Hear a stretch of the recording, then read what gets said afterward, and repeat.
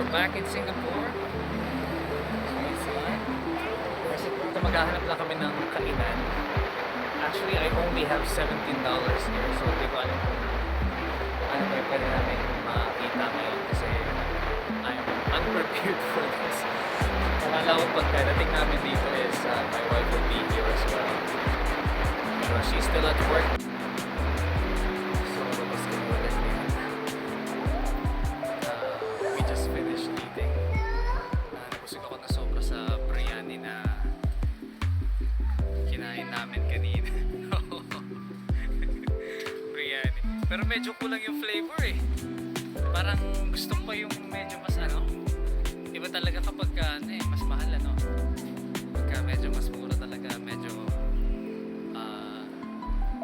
less yung flavor.